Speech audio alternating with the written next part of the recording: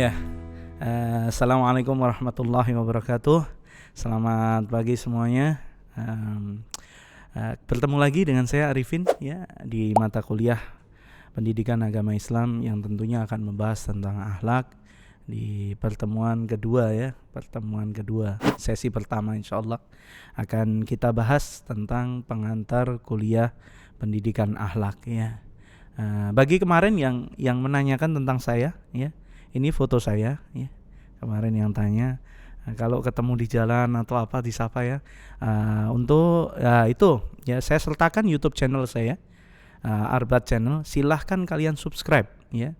Silahkan kalian subscribe karena di situ kami bahas ya berbagai kajian tentang akhlak dan adab yang nantinya bisa menjadi bahan rujukan Anda semuanya. Ya, seperti itu. Kemudian kami juga mencantumkan Instagram kami, nomor WA, yaitu WA pribadi yang mungkin mau membahas sesuatu yang lebih pribadi, ya untuk sharing dan lain sebagainya, kami persilahkan. Kemudian ada email, ya email untuk mungkin ada keterkaitan dengan tugas dan lain sebagainya. Kemudian kita teman-teman sekalian akan kita bahas ya. 4 hal yang akan dipelajari, yakni yang pertama tentang pengertian akhlak itu sendiri ya. Pengertian akhlak itu apa? Kemudian konsep akhlak itu seperti apa? Urgensi akhlak dalam kehidupan kita. Ya, kemudian akan disimpulkan di sesi yang terakhir nanti ya, di ujung sesi ini. Kemudian yang pertama adalah tentang apa? Tentang pengertian akhlak ya. Kalau saya boleh bertanya, apa yang Anda ketahui tentang akhlak? Ya. Apa yang Anda ketahui tentang akhlak? Sejauh manakah Anda memahaminya? Ya, tentang akhlak itu sendiri. Kalau kita menyimak, ya, bagaimana Ibnu Athir ya menyebutkan bahwa khuluq adalah gambaran batin manusia yang sebenarnya, yaitu jiwa dan sifat-sifat batinnya. Sedang khalq merupakan gambaran bentuk jasmaninya, entah raut muka, warna kulit, tinggi rendah badan dan lain sebagainya. Kemudian jika kita melihat Al-Ghazali ya, beliau mengatakan kebiasaan jiwa yang tetap yang terdapat dalam diri manusia yang dengan mudah dan tidak perlu berpikir terlebih dahulu menimbulkan perbuatan manusia. Itu menurut Al-Ghazali. Ya, kemudian Al-Jurjani pun menyebutkan tabiat yang tertanam ya. Akhlak itu tabiat yang tertanam dalam jiwa yang mendorong untuk melakukan perbuatan dengan mudah tanpa perlu berpikir dan mempertimbangkan terlebih dahulu. Maka teman-teman sekalian ya, itu pendapat para ahli ya. Dan lalu dilihat dalam surat Al-Qalam ya, ini dalil ya, ini dari surat Al-Qalam, wa innaka la'ala khuluqin azim, dan sesungguhnya kamu benar-benar berbudi pekerti yang agung, menjadikan Rasulullah SAW sebagai contoh bagi diri kita. Ngakunya umat Rasulullah, tapi kok enggak punya akhlak. Ketemu dosen diam saja, enggak sapa, enggak salam. Nah ini apakah ini termasuk cerminan dari akhlak yang baik? Ya, bertemu orang tua lihat ya, biasakan untuk ramah kepada mereka ya. Ingat ya, bagaimanapun Allah sangat menyukai, Allah mencintai seorang anak yang taat kepada orang tuanya. Termasuk taat yang di sini adalah memiliki akhlak yang baik kepada keduanya. Kemudian kita akan membahas ya tentang akhlak dan terminologisnya ya. Ini nanti bisa dicatat atau diperhatikan ya. Abdullah Daras ya menyebutkan akhlak adalah suatu kekuatan dalam kehendak yang mantap yang membawa kecenderungan kepada pemilihan pada pihak yang benar atau yang disebut akhlak yang baik, dan pihak yang jahat atau yang disebut akhlak yang buruk. Kemudian Imam Al-Ghazali ya, secara terminologi ya, beliau menyebutkan akhlak adalah sifat yang tertanam dalam jiwa yang menimbulkan perbuatan-perbuatan dengan mudah tanpa memerlukan pemikiran dan pertimbangan. Nah, dan menurut dilanjutkan dengan pendapat daripada Abdullah Darras, ya, perbuatan manusia dapat dianggap sebagai manifestasi dari akhlaknya apabila memenuhi dua syarat. Syarat apa saja itu, ya? Perbuatan-perbuatan itu dilakukan berulang-ulang kali dalam bentuk yang sama sehingga menjadi sesuatu kebiasaan bagi pelakunya. Jadi akhlak itu bisa disebut kebiasaan yang diulang-ulang, itu akhlak, ya. Itu akhlak. Kemudian yang kedua, ya, perbuatan-perbuatan itu dilakukan karena dorongan jiwanya, bukan karena adanya tekanan dari luar. Tekanan dari luar, ya, paksaan, adanya paksaan yang menimbulkan ketakutan atau bujukan dengan harapan mendapatkan sesuatu, ya. Maka lihat, ya, jika dia melakukan sesuatu di bawah paksaan itu, kira-kira kalau teman-teman semuanya, ya, Anda dipaksa untuk belajar, kira-kira ketika Anda sadar dengan kesadaran diri Anda, ya, diri Anda sendiri, oh saya butuh ilmu, saya mau belajar. Dengan Anda yang dipaksa oleh orang-orang di sekitar Anda, ayo belajar, bagaimana? Mana yang Anda sukai? Ya. Mana yang lebih baik untuk Anda? Maka tentunya yang lebih baik adalah dengan apa? Dengan kita menimbulkan keinginan untuk belajar dari dalam hati kita, ya, dari dalam hati dan diri kita, tanpa ada paksaan, ya. Atau orang yang menimbul atau ucapan-ucapan, ujaran-ujaran yang menimbulkan ketakutan pada Anda, ya. Seperti itu, atau bujukan dan harapan dengan harapan mendapatkan sesuatu. Kamu sekolah, ya, nanti saya beri ini, seberi ini. Kamu belajar, nanti saya beri ini, ya. Adanya satu, kamu itu sekolah, ya, bukan untuk mendapat ilmu tapi ingin mendapat sesuatu. Coba kalau Anda niatkan untuk Allah, menggapai ridha Allah Subhanahu wa taala, maka nanti akan dibantu oleh Allah segala kesulitan kita. Kemudian di samping istilah akhlak, kita juga mengenal ada beberapa istilah. Ya, yang pertama itu akhlak, yang kedua adalah etika, ya.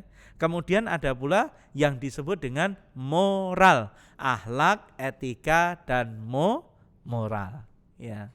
Akhlak, etika dan moral. Kemudian, ya, yang pertama akhlak. Akhlak itu standarnya apa? Standarnya adalah Al-Qur'an dan Sunnah. Itu akhlak, ya. Kemudian yang kedua, ya, etika. Standarnya apa? Pertimbangan akal, pikiran. Itu etika, ya. Kemudian ketika kita berbicara tentang moral, standarnya adalah kebiasaan yang umum berlaku di masyarakat, itu moral. Loh, dia orang bermoral enggak sih? Ya, wong sama orang lain kok. Nah, ini, ya. Karena kebiasaan yang di dalam satu masyarakat, ya, maka disebutkan di situ adalah suatu moral, ya. Etika ada 3, akhlak, etika dan moral. Semuanya memiliki standar, ya. Semuanya memiliki standar. Namun yang paling utama adalah di sini disebutkan akhlaknya, ya, akhlak yang berstandar pada Al-Qur'an dan As-Sunnah. Kemudian, ya, teman-teman yang berada dimanapun Anda berada, ya, yang pertama etika, ya. Etika itu berasal dari bahasa Yunani, ethos, yang berarti adat kebiasaan. Di dalam kamus istilah pendidikan dan umum dikatakan bahwa etika adalah bagian dari filsafat yang mengajarkan keluhuran budi baik dan buruk, ya. Jadi di situ, ya, mengajarkan keluhuran budi baik dan buruk. Kemudian, ya, Dokter Haji Hamzah Yakub, ya, beliau menyebutkan, ya, etika adalah ilmu yang menyelidiki mana yang baik dan mana yang buruk, ya.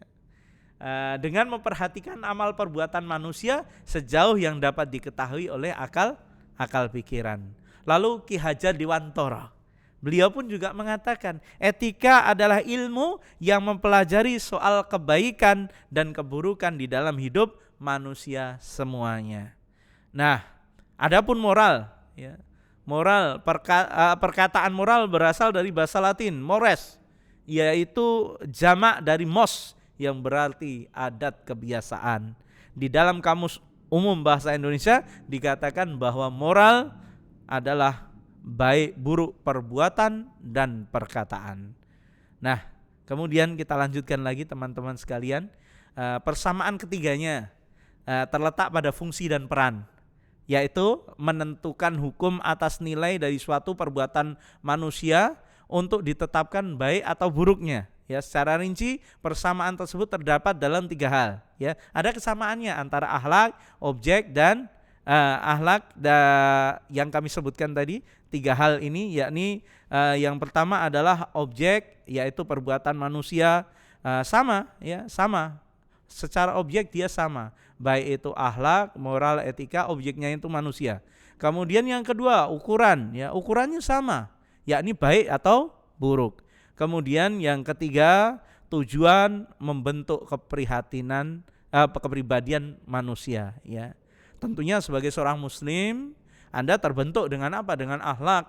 Akhlak yang dari mana? Ya dari Al-Qur'an dan Sunnah. Itulah yang kita perlukan, ya. Kita mempelajari etika, ya. Etika moral semuanya ada di dalam Al-Qur'an, begitu komplit. Hanya saja mungkin Anda belum sempat membaca, ya. Maka teman-teman sekalian, ya. Sedangkan perbedaan di antara ketiganya adalah etika sumber acuannya itu akal, ya. Kemudian moral sumbernya norma atau adat istiadat. Kemudian akhlak bersumber dari wahyu, ya. Ingat ya, itu perbedaannya. Maka kalau menurut Anda, ya menurut Anda mana yang terbaik untuk diambil sebagai satu istilah? Mana yang terbaik? Etika, moral atau akhlak? Ya. Kemudian saya lanjutkan lagi. Nah, tentang konsep akhlak itu sendiri, ya. Tentang konsep akhlak itu sendiri, ya. Dari beberapa pengertian tersebut di atas dapat disimpulkan bahwa akhlak itu tabiat atau sifat seseorang, ya, yakni keadaan jiwa yang terlatih sehingga dalam jiwa tersebut benar-benar telah melekat, ya, telah melekat sifat-sifat yang melahirkan perbuatan-perbuatan dengan mudah dan spontan tanpa dipikirkan dan diangan-angankan terlebih dahulu, ya. Dari beberapa pengertian, maka akhlak adalah tabiat atau sifat seseorang. Akhlakmu gimana? Akhlakku alhamdulillah baik, ya. Akhlak yang baik itu yang seperti apa? Ya sesuai dengan perintah Allah dan Rasulnya. Hal itu ini kita lanjutkan lagi, ya. Ketika seseorang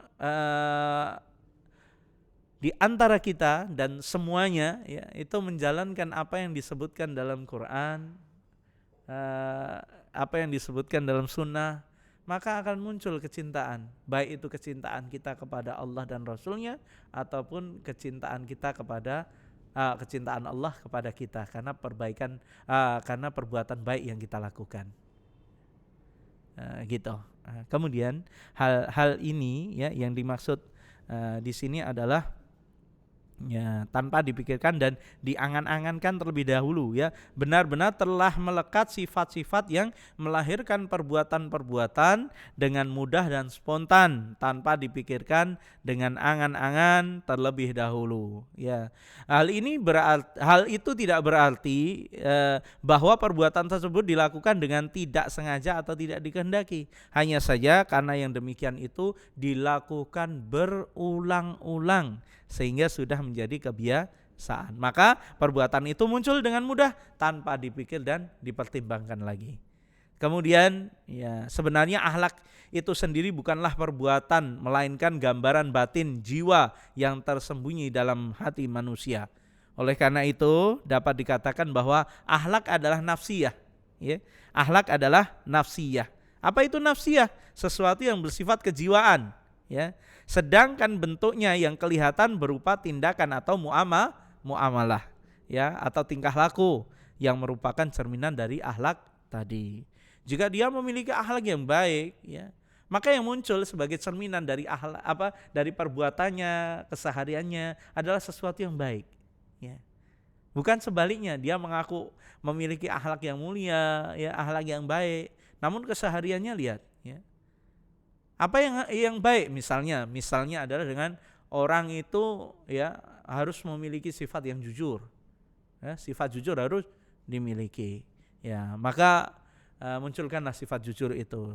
Jika dia berdusta, maka dia tidak mendapatkan kemuliaan karena dia melanggar aturan-aturan, yakni dia melakukan perbuatan akhlak yang buruk, ya. Mungkin ini dulu, nanti kita akan sambung di sesi yang kedua. Terima kasih. Barakallahu fiikum. Wassalamualaikum warahmatullahi wabarakatuh.